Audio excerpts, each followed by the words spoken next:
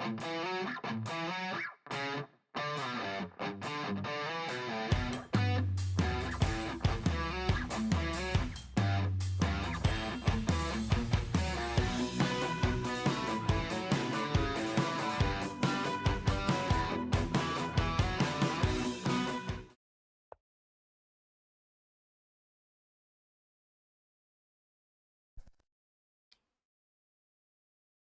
about that long delay. We're going to start with Biney versus Shatta Rufus. We'll look at some other games. Let's start with this. Welcome to the stream. Good to see you all. Okay. Now, while I've seen this line, it's been a while, like since I've not played E4 in a while, it's been a while.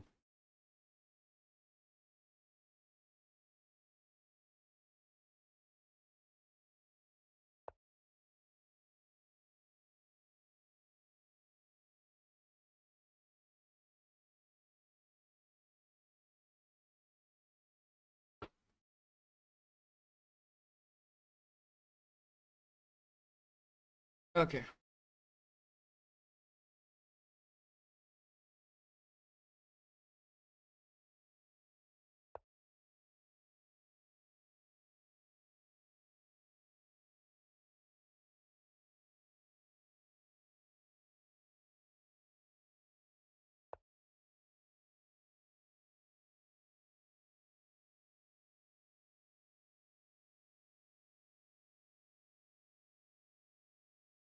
Some trade, but trading leads to draws positions here.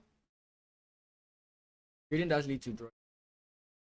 I want to. That also is fine. Again, like I said, trading still leads to draws position. In as much as yes, you've created this kind of like active configuration here. Not easy. I mean, if you do trust your end game play, this is something you can go for. But if you don't, then that's it.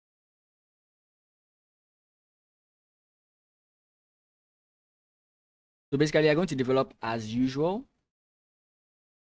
I'll try and jump from game to game so I don't stay at one place.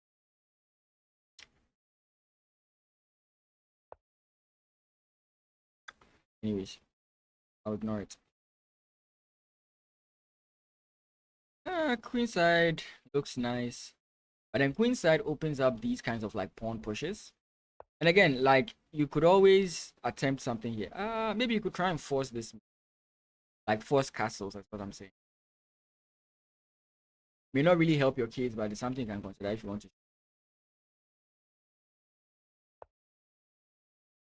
So he goes for it. So if I mention something and the player does it, sometimes it's because they understand the opening, and sometimes it's just a normal theme that you can have to kind of like play. Like there are common themes that you know in chess. Okay, if I play this, is what I'm aiming. Though this is a good move, I don't also like it, especially like since black hasn't said he's going to castle. The most likely thing for black to do is to castle queenside because, like, I mean, these guys are not developed. But you can more or less kind of confirm that he's going to castle this by forcing his hand, right? So a move like this forces. And if he decides not to comply and tries to do something, know for a fact that he won't, then you can make plans, right? So these are some of the things that you have to look out for.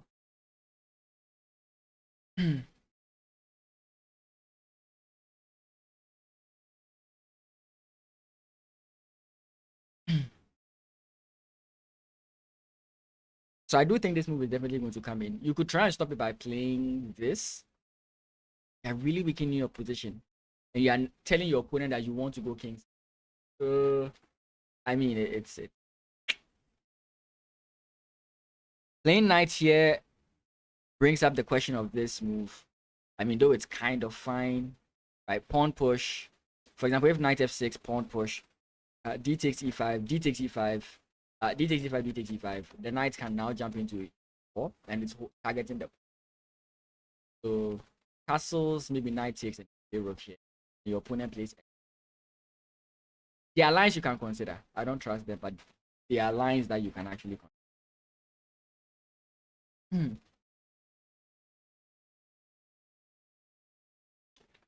Uh, let's. Who else is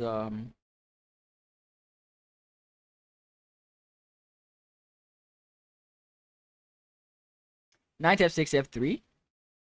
I mean, that's also a consideration. F3 brings about this whole idea of g4 g5, g4 h4 g5, that kind of idea. So yeah, you can't do it, but you have to be careful with plans like this, especially when you look at your king side. You can make the argument that yes, because the queens are off the board, the king is safe in the center, and I would agree with you. But you still have to be careful because these loose squares can cause problems near or far future. I saw g6. Okay, this guy wants to go queen side, but you can also slow it down. This is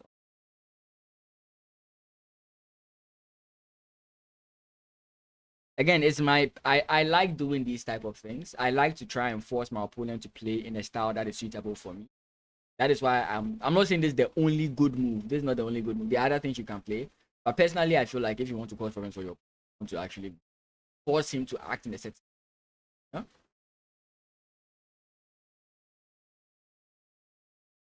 Go g4 for c7. For c7.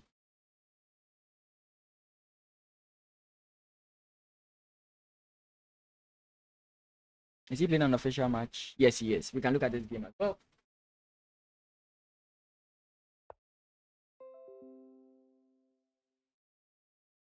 I hate it when it does that. Anyway, so we have d4, d5, knight f6.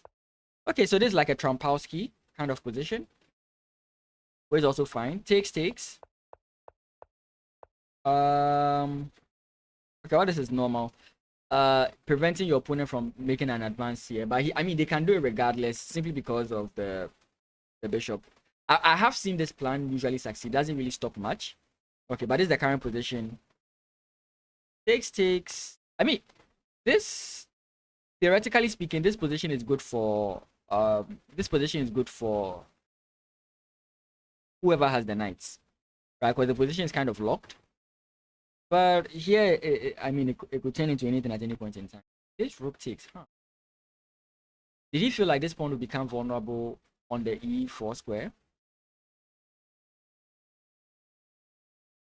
Possible that's what he was considering, like maybe queen back and then targeting the. In which case your rook is defending. So I don't know. Okay, then maybe this move. Trade off. Huh.